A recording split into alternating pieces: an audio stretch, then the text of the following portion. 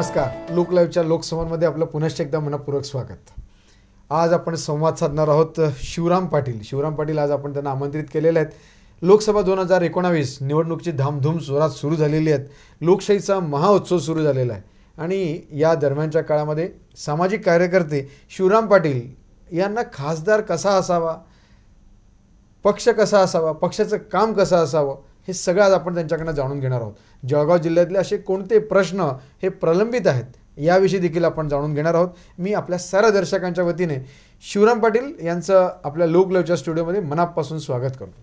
नमस्कार. नमस्कार. नमस्कार. आई प्लीज, मला आता आंबा खायला अजिबात वेळ नाहीये. परफेक्शनसाठी खूप वेळ द्यावा लागतो. परफेक्ट नॉट 3 मिनिटं, साईड पार्टिंग 220 सेकंड्स, 5 मिनिटं, 6 मिनिटं, 4 मिनिटं, विचारूही नको. मग फ्रूट साठी किती मिनिटे राहिली? 0. नवीन फ्रूट गो फ्रूट स्नॅक. शुद्ध फळं एका इझी स्क्वीझी पॅक मध्ये. आता मुलं फळं दाबून खातील. फ्रूट गो, दाबून खा. सॉरी.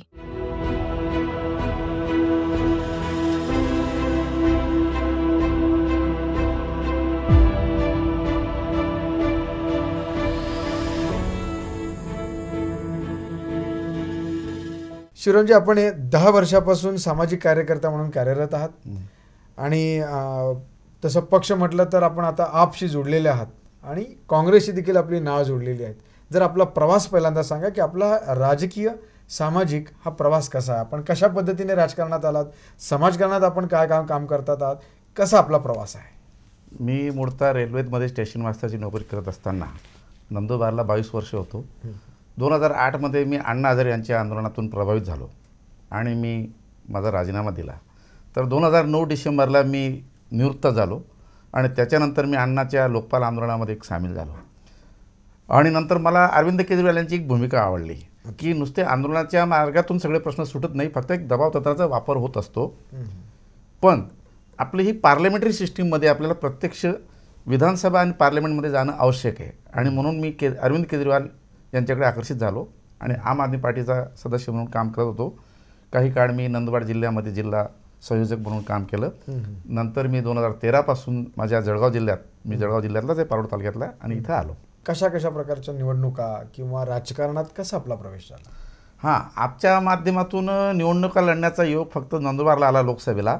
पण त्याच्यातही असं दिसलं मला, इनफॅक्ट बाहेरच्या लोकांना ते माहीत नसतं की लोकसभेची जी काही उमेदवारी आहे ती धनाढ्य लोकांना विकली गेली आणि जे लोक आम आदमी पार्टीशी अटॅच होते, अण्णांच्या आंदोलनाशी सहभागी होते, अशा लोकांना न देता काही काँग्रेसमधून, काही भाजपमधून, काही कसली अशा मंडळींना दिली गेली. म्हणजे मला असं वाटतं की महाराष्ट्रामध्ये जी काही आपची उमेदवार दिली गेली ती संपूर्ण चुकीची होती आणि ते फिल्लीवर अंजली दमनिया, प्रीती मेनन, महेंद्र गांधी या लोकांकडे जात असतं. आणि म्हणून यांनी असं केलं की कुठे आपल्याला एक श्रीमंत माणूस सापडतो का, जास्तच पैसा कसा कडला, अहो हीच तर भूमिका काँग्रेसची होती, हीच तर भूमिका भाजपची होती आणि तीच तुम्ही अडॉप्ट केल्यामुळे आम आदमी पार्टी महाराष्ट्रामध्ये संपुष्टात आली, पैदा होताच संपुष्टात आली.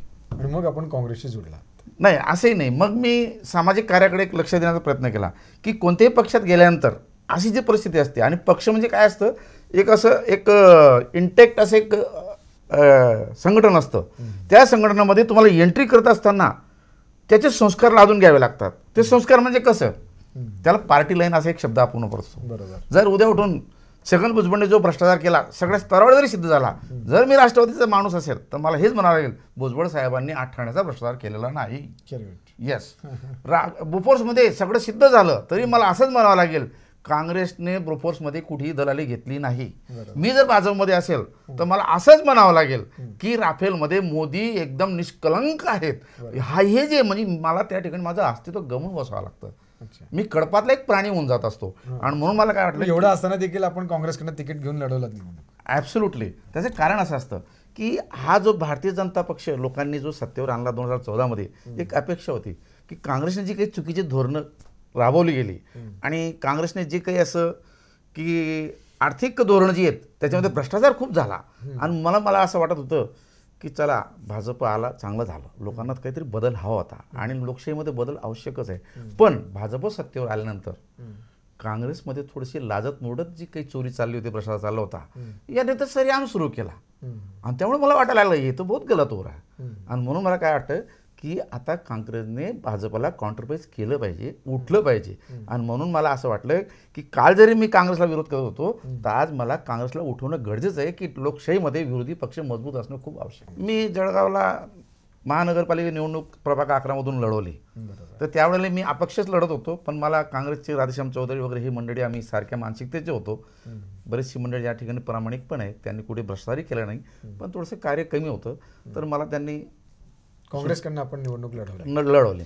त्यामुळे आपली काँग्रेसची नाळ ही जोडली गेली. येस, त्यामुळे मला काँग्रेस असं आता म्हणता येईल का की काँग्रेसची जी मरगळता होती ती मरगळता आता संपुष्टात आली आणि एक चांगली काहीतरी ऊर्जितावस्था दिवस त्याला येतात आहेत, कारण काँग्रेसला तिकीट मिळालं आहे. जी राष्ट्रवादीची जागा होती ती राष्ट्रवादीला उमेदवार न मिळाल्यामुळे त्यांनी काँग्रेसला डॉक्टर उल्हास पाटलांच्या माध्यमातून तिकीट दिलं आणि त्यामुळे काँग्रेसमधल्या कार्यकर्त्यांची असलेली जी मरगळता आहे ती झटकली गेलेली आहे आणि एक चांगल्या प्रकारचं चैतन्य वातावरण तेथे निर्माण झालं आहे. हे खरं आहे का? असं मुळीच नाही आहे. काँग्रेसची मरगळ ती मरगळच आहे, अशी आहे की तुम्ही काँग्रेसचं अस्तित्व संपलेलं आहे. पण झालं काय की राष्ट्रवादीची जी 10व्या लोकसभामध्ये समजा जागा होती वाटणीनुसार, पण त्यांच्याकडे कोणताही माणूस असा सक्षम नव्हता की तो 25% तरी मतदान खेचून घेईल. मी तरी म्हणतो की रवींद्र भैया सुद्धा हे काही सक्षम नव्हते आणि दुसरा कोणताही पर्याय नव्हता की आता उल्हास पाटील चांगल्या प्रकारची मतं मिळवतील आणि चांगल्या मतांनी विजयी निवडून येतील. नाही, मी आधीच जाहीर केलेलं आहे की उल्हास पाटलांना जरी ही उमेदवारी मिळाली असेल लोकसभेची, निवडणूक लढवणे म्हणजेच काय, फक्त 15 दिवस माझा प्रोपगंडा करणे, it is not sufficient for the politician for the election. पण 5 वर्ष तुम्ही मागे काय काम केलं त्याचाही लोकांकडे असतो. उल्हास पाटलांचं काम त्या मानाने खूप मोठ्या प्रमाणात आहे समोर. मला तरी मोठं मेडिकल कॉलेज जळगावमध्ये आणण्याचं काम त्यांनी केलं ना. ॲब्सोल्युटली. त्यांचं मेडिकल कॉलेज जरी असलं, मला असं वाटतं की it is a commercial institutions. Medical कॉलेजसुद्धा हे कमवण्याचा एक व्यवसाय आहे. पेट्रोल पंपसारखा व्यवसाय आहे, रेतीमध्ये धंद्यासारखा व्यवसाय आहे, बांधकामसारखा व्यवसाय आहे, ही सेवा आहे असं तुम्ही म्हणत असाल, पण मी तर मान्य करत नाही. आणि उल्हास पाटील त्याच्या पलीकडे गेलेच नाहीत. त्यांना वेळच मिळाला नाही की जनतेचे काय प्रश्न आहेत या ठिकाणी, काही वेळच मिळाला नाही आणि त्यांनी दिलाही नाही. तुम्ही आरोप करतात आहात. या ॲब्सोल्युटली दॅट इज, ते माझं निरीक्षण आहे. त्याला आरोप म्हणा काही म्हणा, पण ते माझं निरीक्षण आहे. तर माझं निरीक्षण मी मांडावं, त्याला तुम्ही आरोप संज्ञा द्या, तुम्ही त्याला कौतुक संज्ञा द्या, काही देऊ शकतात. ते आपलं विजन आहे, पण हे माझं विजन आहे. आणि मी उल्हास पाटलांना नेहमी वारंवार सुचत होतो की तुम्ही बाहेर या, लोकांचे प्रश्न सोडवा. बोंडवाडीचा प्रश्न आहे, घरकुलचा प्रश्न आहे, पाण्याचा प्रश्न आहे, कर्जमाफीचा प्रश्न आहे. भाजप या योजना जाहीर केल्या पण त्या राबवल्या जात नाही. पण मला असं खेदाने म्हणावं लागतं, उल्हास पाटील असो, संदीप पाटील असो, या लोकांना वेळ नव्हता. कदाचित they are not interested to do. काँग्रेसमध्ये संघटना आज आहे असं काही वाटत नाही आहे. या लोकांनी काय आहे की पदं अशी आपसामध्ये वाटून घेतली आहे की तू अमुक ठिकाणी, मी ढमुक ठिकाणी, आणि काम काहीच नाही. काँग्रेसचं मागच्या 5 वर्षामध्ये काम शून्य आहे. आणि म्हणून राधेश्याम चौधरीने जळगाव फर्स्ट नावाचं एक वेगळंच अभियान राबवण्याचा प्रयत्न केला. म्हणूनच ती गरज वाटली. काम शून्यच आहे. कुठे मला कुठे डॉक्टर उल्हास पाटील दिसले नाहीत, मला कुठे संदीप पाटील दिसले नाहीत, मला डॉक्टर ए जी भंगाडे कुठे दिसले नाहीत. तर काम कसं होईल? यांनी फक्त सांस्कृतिक काम केलं. Political party running as a cultural party म्हणजे काय? पुण्यतिथी साजरी करणे, जयंती साजरी करणे, कोणाला तरी पुतळा जाणणे, गाव बंद करून दुकानं बंद करणे. It is not a political work. हे सांस्कृतिक काम आहे, हे न्यूसन्स आहे. आणि that न्यूसन will not give you the credit from the public, असं मला म्हणायचं आहे. तिचं असं कोणतं काम त्यांनी करणं तुम्हाला अपेक्षित आहे? ॲब्सोल्युटली. आम्ही विरोधात आहोत, भाजप सत्तेत आहे. तर भाजपने जे काही आपले प्रोग्राम राबवलेत, उदाहरणार्थ प्रधानमंत्री आवास योजना, जळगावमध्ये नुसते अर्जावर जमा केलेत. किती लोकांना तुम्ही आवाज दिले हो? जिल्ह्यामध्ये किती लोकांना तुम्ही घरं दिले? आणि मी जेव्हा जिल्ह्यामध्ये फिरलो तर मला असं वाटलं, ज्या ज्या लोकांकडे, श्रीमंत लोकांकडे ऑलरेडी घर पक्की आहेत, त्याच लोकांची नावं घरकुलच्या यादीत त्यांनी जाहीर केली आणि जिल्हा परिषदेने त्या जिल्हा विकास यंत्रणाच्या मार्फत त्यांना घरकुलचा पैसा दिला आणि भरपूर लुटालूट केली. आणि जे खरे वंचित आहेत, माळी, कोळी, भोडी, भिल्ल, गरीब लोक, झोपडपट्टीत राहणारे, खरोखर वंचित आहे. आणि मी तळागाळातून अभ्यास केला असता आजही तुम्हाला सांगतो, नांदेडला 285 लोक घरकुलसाठी पात्र असताना त्यांना घरकुल नाही, पण गावात मात्र श्रीमंत लोकांना दिले गेलं आहे. आसोद्याला श्रीमंत लोकांना दिले गेलेलं आहे. म्हणजे ही कामं काँग्रेसने केली पाहिजे. त्याचप्रमाणे आता कर्जमाफीमध्ये किमान ठीक आहे, सरकारचं धोरण होतं की 1.5 लाखापर्यंत तुम्ही भरा, आपला कर्जमाफी देतो, बाकीचं तुम्ही वरचं भरा. पण ही काही राबवली गेली नाही. ऑनलाईन अर्ज भरणं काँग्रेसने विरोध केला पाहिजे किंवा मदत केली पाहिजे की ऑनलाईन अर्ज कसा भरणार, तो पोचला की नाही पोचला, तो अप्लाय झाला की नाही झाला, तो हे पाहिलं पाहिजे होतं. काँग्रेसने काहीही केलं नाही. या घरकुल प्रकरणाचा जो तुम्ही आता विषय सांगितला, यासाठी तुम्ही आंदोलन केलं, येस तुम्ही त्यासाठी उपोषण देखील केलं. येस येस आणि हे काँग्रेसच्याच लेटर पॅडवर केलं. ॲब्सोल्युटली आणि मग तुम्ही एकीकडे काय म्हणतात काँग्रेसने केलं? ॲब्सोल्युटली. मी यांना वापरून घेण्याचा एक प्रयत्न केला. त्याचा असं की मी शिवराम पाटील सामाजिक कार्यकर्ता, आमच्याकडे जळगाव जिल्हा जागृत मंच नॉन रजिस्टर्ड फोरम आहे. तर मी काँग्रेसचं लेटर यासाठी वापरलं की हा एक राष्ट्रीय स्तरावरचा पक्ष आहे. आपण जर यांचं जे लेटर हेड वापरलं तर ही माणसं आपल्यामध्ये येतील, ते म्हणतील. आपला एक बॅनर लावलं, त्यांना आग्रह केला, पण मला असं दिसलं अनफॉर्च्युनेटली त्यांना वेळ मिळाला नाही, त्यांनी इंटरेस्ट घेतला नाही. आले ते पाहुणे कलाकारासारखे आले, जसे दारावर येतात असे आले. मला या गोष्टीचं खूप दुःख होतं. सपोर्ट केला पण कसा केला? जशी माझी आई मेल्यावर तुम्ही माझ्याकडे येतात तसाच सहानुभूती व्यक्त करणे, आम्ही तुमच्या पाठीशी आहोत, तुम लढो हम कपडे सांभाळ. हां, मला सपोर्ट तसा नाही की पदाधिकारी माणसाने, संघटनेच्या माणसाने, राष्ट्रीय पक्षाच्या माणसाने त्या ठिकाणी इन्व्हॉल्व झालं पाहिजे आणि माझं आंदोलन त्यांनी हायजॅक केलं पाहिजे, असं मला त्यांना आव्हान होतं की शिवराम पाटील बाजूला सारखा आता हे आंदोलन आम्ही छेडतो. पण असं काही घडलं नाही. असं घडलं नाही. आंदोलनाचा शेवट काय झाला? आंदोलनाचा शेवट आम्ही लोक लढलो. जे खरंच लोक त्रस्त होते त्यांनी माझ्यावर विश्वास ठेवला आणि आमची आंदोलनं जिल्हा परिषदने काही प्रमाणात मान्य केली आणि ती प्रोसिजर आता चालू आहे घरकुलच्या बाबतीत. अच्छा. तशीच बोंडाळीच्या बाबतीत सुद्धा आम्ही यशस्वी ठरलो. म्हणजे आम्ही घरकुलच्या बाबतीत गरिबांना बरोबर घेतलं, त्यांचा विश्वास संपादन केला, त्यांनी उपोषण केलं, प्रतिसाद चांगला मिळाला, प्रोसेस चालू आहे. बोंडाळीच्या बाबतीत आम्ही धानवडलाही उपोषण केलं सगळ्या शेतकऱ्यांनी नॉन पॉलिटिकल फोरमवर. भले मी लेटर काँग्रेसचं वापरलं, तसंच आम्ही उंदेरखेड्याला सुद्धा जो उमेश पाटील काँग्रेसचा 10 वर्ष तालुकाध्यक्ष होता पारोड्याचा. म्हणजे तुम्ही केलेलं आंदोलन यशस्वी झाली? येस सर, आंदोलन यशस्वी झाली, अचिव्हमेंट आहे. अच्छा. म्हणजे ही जर आंदोलन यशस्वी झाली तर काँग्रेसच्या लेटर पॅडवरच झाली? ॲब्सोल्युटली. मग त्याच्यामुळे यशस्वी झाली असं म्हणता येणार नाही? करेक्ट. म्हणजेच काय झालं की मी काँग्रेसची तलवार वापरून लढाई खेळलो. हीच तलवार संदीप पाटलांनी वापरली पाहिजे होती, ही तलवार उल्हास पाटलांनी वापरली गेली पाहिजे होती. By virtue of their chair. ते जर समजा पदाधिकारी आहेत तर पदाधिकारीला एक समाजात आणि सरकारच्या प्रशासनामध्ये वेटेज असतं. पदाधिकारी तुम्ही शब्द आता एक वापर. Yes sir. पदं कशी मिळतात? हां, हे खूप मोठं सस्पेन्स आहे सर, की कशी पदं मिळतात काही कळतच नाही. मला असं वाटतं की पदं हे त्या माणसाच्या कामावर मिळत नसतात. तो किती पे करू शकतो, किती गाड्या धुळ्याला आणू शकतो, किती गाड्या मुंबईला भरून आणू शकतो, याच्यावर पद अवलंबून असतात. हे तर मी फ्लॅटली सांगतो आणि जर कोणाला असेल आक्षेप त्याने समोर येऊन बोलावं. तुम्हाला पद मिळालं नाही म्हणून तुम्ही आरोप करता? असंही असू शकतं, म्हणायला हरकत नाही. मला मिळालं नाही म्हणून हरकत, पण तसं म्हणायला गेलं तर मी 10 वर्षापासून बिना पदाचं काम करतोय, तरी आम्हाला असं वाटतं की आम्ही एका राजकीय पक्षाच्या बरोबरीने काम करतोय. पदामुळे काय असतं की लोक काहीतरी चुकीची कामं करत असतात, पण पदामुळे हा एक फायदा असतो की माणसाला त्या पदामुळे थोडीशी एक मान्यता मिळते, राजकीय मान्यता मिळते, प्रशासनामध्ये त्याला थोडीशी राजकीय मान्यता मिळते आणि काही कामं सोपी होतात. आणि म्हणून त्यांचं लेटर हेड मी एक तलवार म्हणून वापरलेलं आहे. तुम्ही जसे पद वारसा हक्काने सुद्धा पदं मिळतात? Yes sir.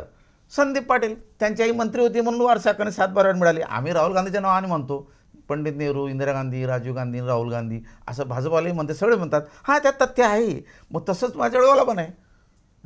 हे वारसा हक्काने यांची पदं आहेत ती. म्हणजे त्यांचं कुठेही डायनॅमिझम नसताना, कुठेही काही असं हे कामाचं हे नसताना, आउटपुट नसताना पदं दिली गेली आहेत. म्हणजे कशासाठी? ठीक आहे, आपण वारसा हक्काने सांभाळू दुसऱ्या बाजीरावासारखं, असू द्या. तुम्ही हे सगळं काँग्रेसविषयी सांगतात? Yes sir. भारतीय जनता पार्टीविषयी पण तुम्ही तसंच बोलून राहिले? ॲब्सोल्युटली. मग कोण चांगलं आहे? नाही नाही नाही नाही, किमान एक असं दिसून येतं मला भारतीय जनता पक्षाचं की त्यांचे जे काही राष्ट्रीय स्तरावरचे अध्यक्ष असतात, प्रादेशिक स्तरावरचे जे काही अध्यक्ष असतात, ते मात्र वारसा हक्काने नाहीत. हे मात्र नोट करावं लागेल की नरेंद्र मोदीच असो, अमित शहा असो, त्याच्या आधी नितीन गडकरी असो आणि आता या राज्यस्तरावर तुमचे दानवे असोत, हे मात्र काही वारसा हक्काने त्यांना ते पदं मिळालेत असं मला आपल्या जिल्ह्यात तर स्थिती वेगळी आहे. कशी? एकनाथराव खडसेंची पूर्ण कुटुंब राजकारणात आहे. चुकीचं. गिरीश महाजनांचं कुटुंब राजकारणात आहे. बरोबर बोलले. म्हणजेच आता काय झालंय की ही जी भाजप काँग्रेसला नाव ठेवत होती ती आता काँग्रेसच्याच मार्गाने जाते. आधी तुम्ही सडले, आम्ही बोंबललो, आता आम्ही सडतोय, आता तुम्ही बोंबला. म्हणजे गिरीश महाजनची जी चूक आहे आणि एकनाथ खडसेंची चूक आहे. खरं आहे की तुम्ही सक्षम आहात, काय हरकत नाही, पण तुमच्याबरोबर काम करणारे जे काही इतर लोक सक्षम लोक असतील त्यांना तुम्ही उमेदवारी दिली गेली पाहिजे होती. आणि रक्षा खडसेंच्या ऐवजी एकनाथ खडसेंनी कुठल्या तरी चांगल्या भाजपच्या कार्यकर्त्याला उमेदवारी दिली पाहिजे. जिल्हा बँकेमध्ये चेअरमन म्हणून कोणाला तरी बसवलं पाहिजे. दूध फेडरेशनमध्ये आपल्या पत्नीऐवजी दुसऱ्याला बसवलं पाहिजे. ॲब्सोल्युटली मी असं म्हणू शकत नाही फक्त काँग्रेसची चूक आहे. Bhajap is following the Congress policy. Congress पार्टीचं अपयश होईल, भाजपचं अपयश होणार, शिवसेनेचं अपयश होणार, की हे सगळी जी परिस्थिती सगळ्याच ठिकाणी तुम्ही म्हणतात Yes, कुठे काही अडचणी आहेत असतात. कोणाच्या वारसा हक्काण्याच्या अडचणी आहेत, कोणाच्या भ्रष्टाचाराच्या प्रॉब्लेम्स आहेत. Yes. तर मग अशा ठिकाणी अपयश हे कशामुळे मिळत असताना अपयश हे मिळतं हे काय म्हणता येईल त्याला? ओव्हरऑल पॉलिटिकल पार्टी जी असते ना तिचं अस्तित्व आमच्या या जनसमूहाला किती जाणवतं हे खरं महत्त्वाचं असतं. तर आजची परिस्थिती अशी आहे की जळगाव जिल्ह्यामध्ये काँग्रेसचं अस्तित्व कुठल्याही कॉमन मॅनला जाणवत नाही. त्याचं कारण असं आहे की काँग्रेसमध्ये जे काही त्यांनी पदं वाटून ठेवली आहेत आणि ऐशारामाने पदाचा उपभोग घेत आहेत काही काम न करताना, आणि बाहेरील कोणी डायने असा सक्षम जी माणसं असतात म्हणजे देर इज नो एंट्री, त्यांची कवाडे बंद झाले आहेत. आणि उलट काय झालेलं आहे की भाजपने आपली सगळे दरवाजे ओपन ठेवले आहेत. या पक्षाला सक्षम आहे का राष्ट्रवादीला घ्या त्याला आत, सावकारे, विजय गावित, पाचपुते घ्या त्यांना आत, गोटेंना घ्या आत, असं त्यांच्याकडे चालतं. आता तर तुमचे विखे पाटलांच्या चिरंजीवला त्यांनी घेऊन टाकलं आणि भाजपमध्ये खासदार उमेदवार झाली. म्हणजेच मला काय म्हणतं काय की पक्षाच्या सीमा भाजपने ज्या पुसट केल्या ही खरी लोकशाहीची तत्व आहे असं मला म्हणायचं आहे. आणि काँग्रेसने पक्षाची भूमिका आपल्या सीमा रिजिड करू नयेत, त्यांनी सुद्धा सक्षम लोकांना आत घ्यावं. शेवटी काय असतं की पक्ष पॉलिटिकल ऑर्गनायझेशन जी असते ती वारसा हक्काने चालत नसते. आम्ही किती काम करतो अशी करणारी टीम असते. काही नीतिमूल्य विचारसरणी काही आहे की नाही? तसं म्हटलं तर बघा राजकीय पक्षांमध्ये नीतिमूल्य आणि विचारसरणी जी असते ना ही एवढीच असते. आम्ही येणं केनं प्रकारेनं सत्तेवर येणे आणि सत्तेचा लाभ घेणे हे सगळ्या पक्षांची आजची नीतिमूल्य आहेत, आजची विचारसरणी आहेत आणि तीच दिशा आहे, तेच कार्य आहे. म्हणून असं तुम्ही म्हणू शकत नाही की अमुक एक पक्ष आहे त्याची ही नीती कायम आहे. तुम्हाला आजच्या काळामध्ये असा जर कोणी माणूस असेल तो महात्मा गांधी असेल मग तो म्हणतो मी निवडणूक लढवणारच नाही. असा माणूस असेल तो अण्णा हजारे असेल तो म्हणतो मी निवडणूक लढवणारच नाही. म्हणून हा जो प्रकार चाललेला आहे नीतिमूल्याची अपेक्षा ठेवू नका. विनिंग कॅन्डिडेट बस.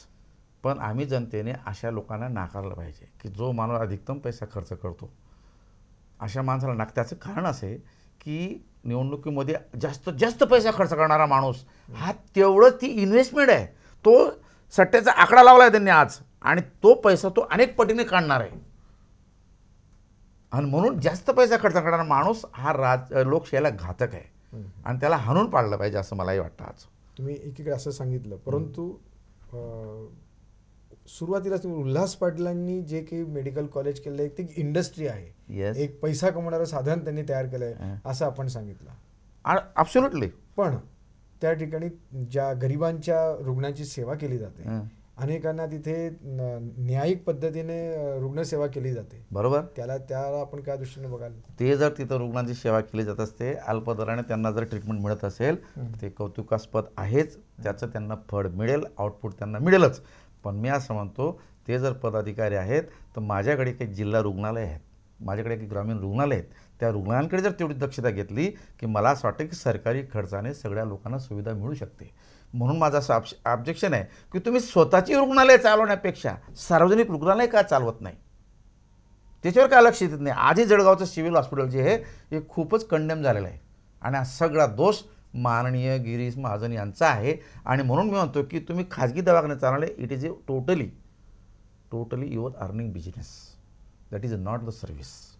मी जर आज डॉक्टर झालो म्हणतो मी सेवा केली असं नाही, मी पैसे कमवतो.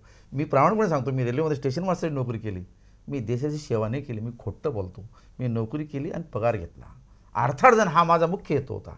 आणि आजही प्रत्येक नोकर तेच करत असतो. मी पेट्रोल पंप टाकला सेवा आहे का, मी कॉलेज काढली सेवा आहे का, मी दवाखाना काढला सेवा आहे का, nothing else. That is the commercial business. तुमचं मत काय या सध्याच्या खासदारासाठी उभे असलेल्या जे चौघ उमेदवार आहेत आपल्या जळगाव जिल्ह्यातले मेजर पार्टीचे, काँग्रेस, राष्ट्रवादी आणि बीजेपीचे, येस या चौघांविषयी तुमचं प्राथमिक मत काय? चौघांविषयी मला असं दिसलं की हे सगळी धनदानगी मंडळी आहे, पैसा खर्च करण्याची यांची ऐपत आहे.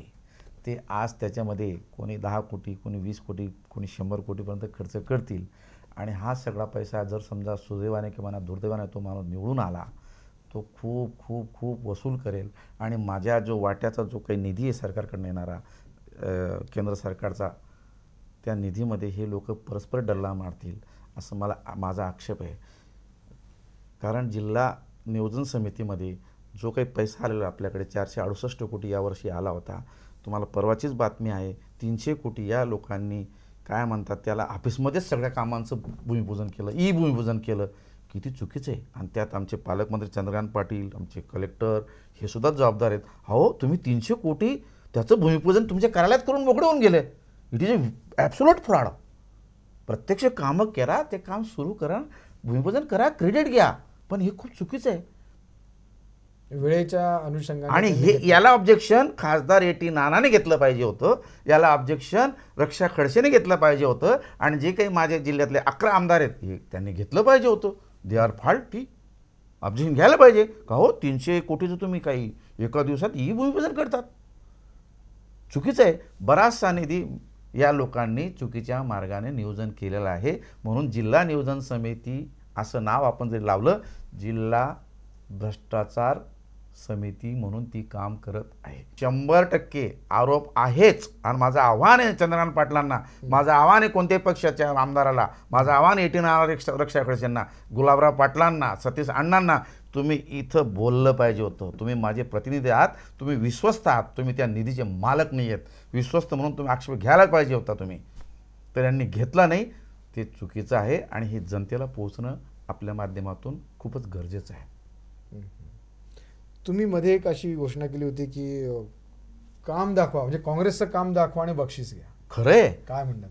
बरोबर. जेव्हा आम्ही आमच्या विद्यार्थ्यांना, सहकाऱ्यांना असं एक्साईट करण्याचा प्रयत्न करतो, खेळाडूंना आपण म्हणतो की तुम्हाला आम्ही बक्षीस देणार, तर हेतूच तो असतो की यांनी कुठेतरी उत्तेजित व्हायला पाहिजे त्या दिशेने, पण होत नाही. आणि म्हणून मला असं वाटतं, खेदाने म्हणावं असं वाटतं, तर काँग्रेसने काहीच काम केलं नाही. आणि विरोधी पक्षात असताना काय काम करतील? विरोधी पक्षाला खूप मोठं काम असतं.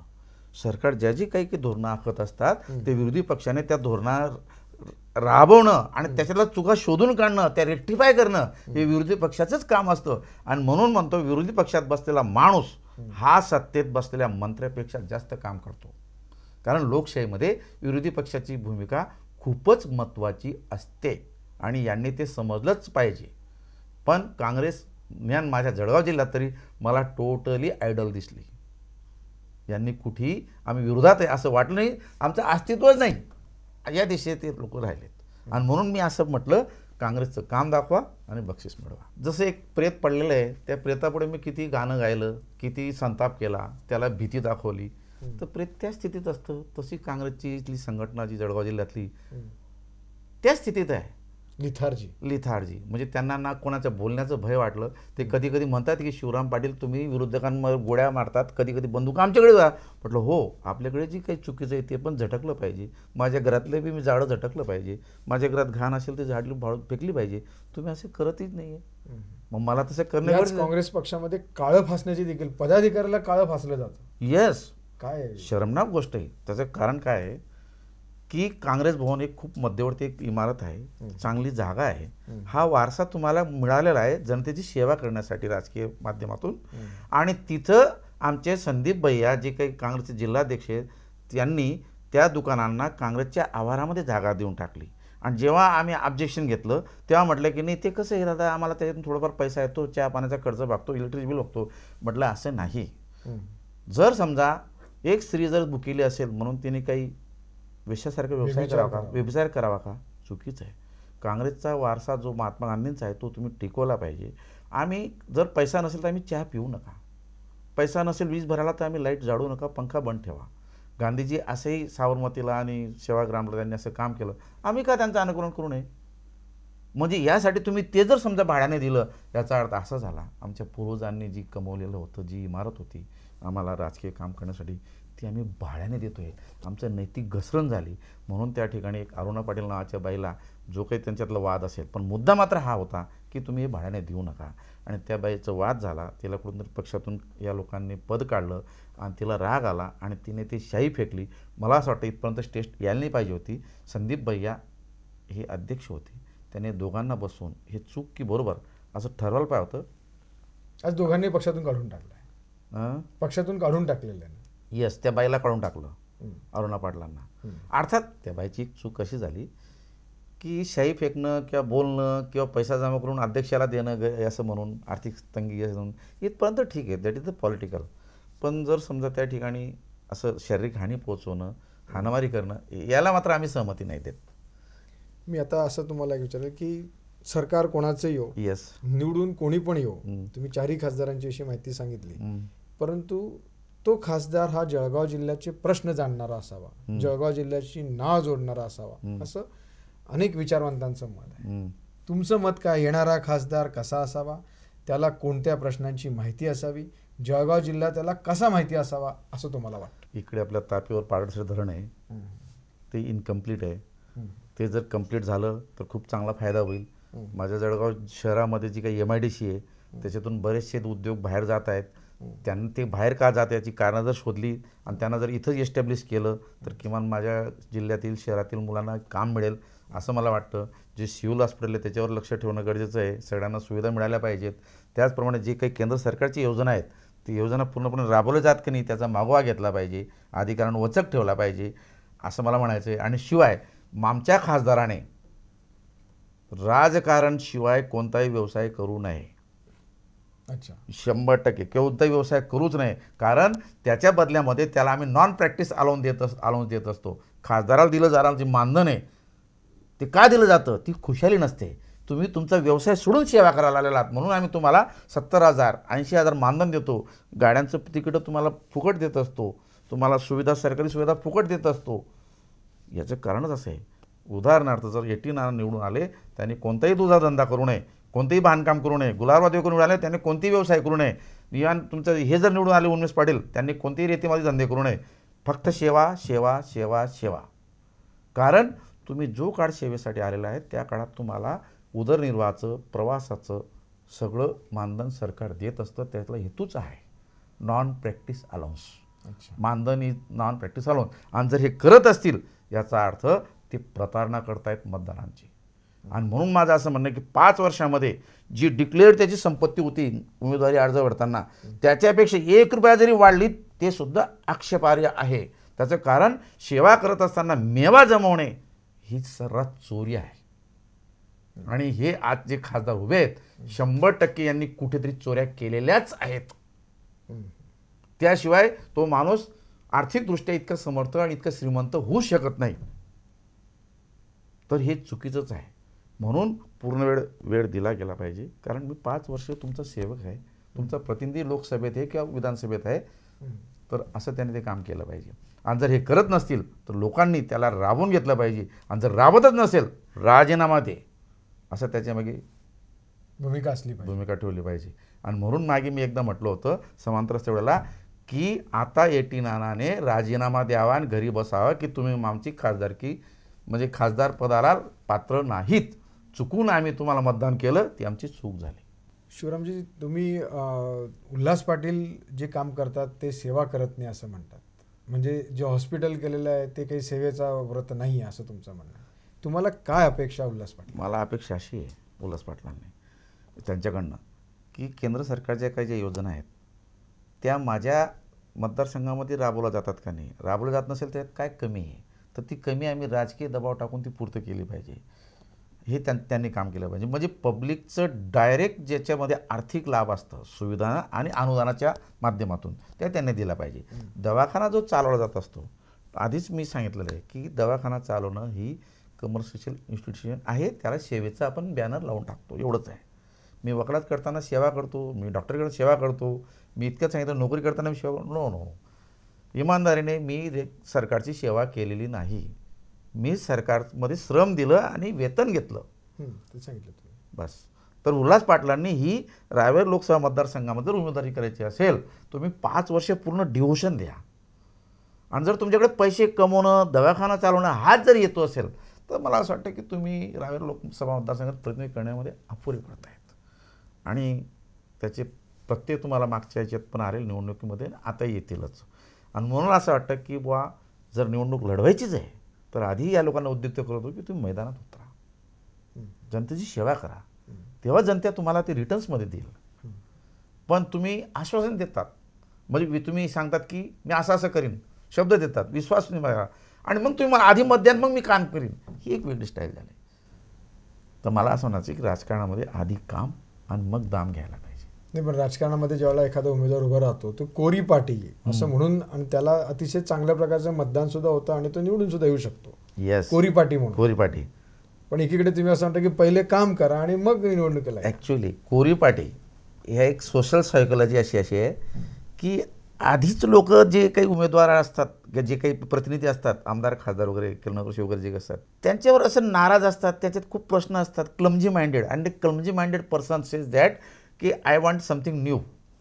त्याच्यापेक्षा काहीतरी वेगळा पाहिजे. हा, एवढंच आहे. देवकर आपण पण ते उत्तर नाही त्याला की मला कोरी पाटी हवी असं आहे. मला कपड्याला लागलेली जी ठिगळ आहे तितकी झालीत की आता मला नवं पाहिजे बा, त्यापेक्षा मी नागळाच बरा, म्हणून कोरी पाटीची अपेक्षा आहे. ॲक्च्युली कोरी पाटी ही एक प्रिफरेबल नसतेच, पण राजकीयदृष्ट्या म्हणतात लोक.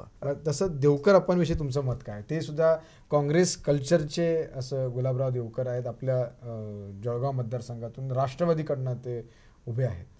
खरं म्हणजे देवकर आप्पा खूप आर्थिकदृष्ट्या गरीब व्यक्ती होते आणि ते आता आर्थिकदृष्ट्या खूप सक्षम झाले.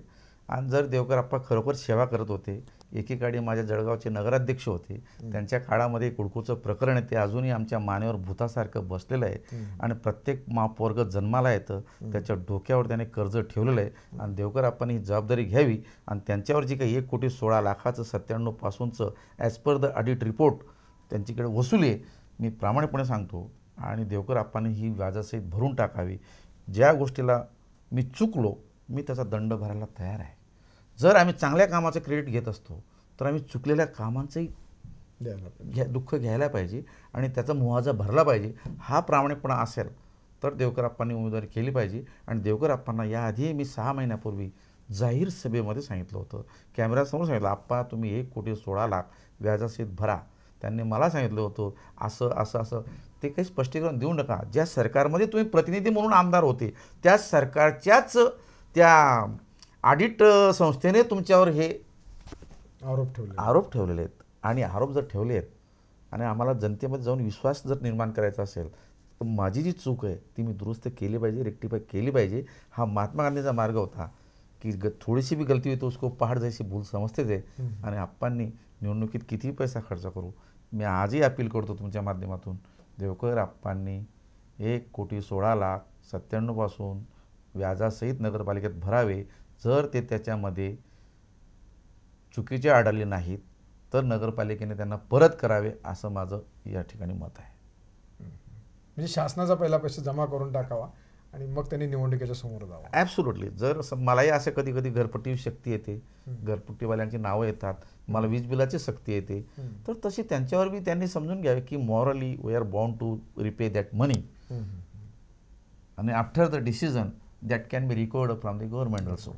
अतिशय चांगल्या प्रकारची माहिती आपल्याला आज शिवराम पाटलांनी या ठिकाणी दिली. आणि सगळ्यात महत्त्वाचं म्हणजे विरोधी पक्षाची भूमिका ही विरोधासारखी आणि सत्ताधारी पक्षाची भूमिका ही सत्तेत राहून काम करण्याची, विकासाची कामं करण्याची, विकासाची गंगा ही आपल्या प्रभागात आणण्याची. आणि सगळ्यात महत्त्वाचं त्यांनी खासदार आणि खासदार झाल्यानंतर फक्त सेवा आणि सेवाच करावी हा एक महत्त्वाचा मुद्दा त्यांनी मात्र आज आपल्याला समोर या सगळ्यांनी या ठिकाणी दिलेला आहे. त्यांच्या उज्ज्वल भविष्यासाठी आपण सारे मिळून त्यांना शुभेच्छा देऊया. आपण पाहतात लोकलाईव्ह तुमच्या मनातलं. आज शिवराम पाटील आज आपल्या लोकलाईव्हच्या स्टुडिओमध्ये आलेत. मी आपल्या साऱ्या दर्शकांच्या वतीने त्यांच्या या ठिकाणी मनापासून धन्यवाद व्यक्त करतो. आपण पाहत आहात लोकलाईव्ह तुमच्या मनातलं. नमस्कार. नमस्कार. आई प्लीज, मला आता आंबा खायला अजिबात वेळ नाहीये. परफेक्शनसाठी खूप वेळ द्यावा लागतो. परफेक्ट नॉट 3 मिनिटं, साईड पार्टिंग 220 सेकंड्स, 5 मिनिटं, 6 मिनिटं, 4 मिनिटं, विचारूही नको. मग फ्रूटसाठी किती मिनिटे राहिली? 0. नवीन फ्रुटगो फ्रूट स्नॅक. शुद्ध फळं एका इझी स्क्वीझी पॅक मध्ये. आता मुलं फळं दाबून खातील. फ्रुटगो, दाबून खा. सॉरी.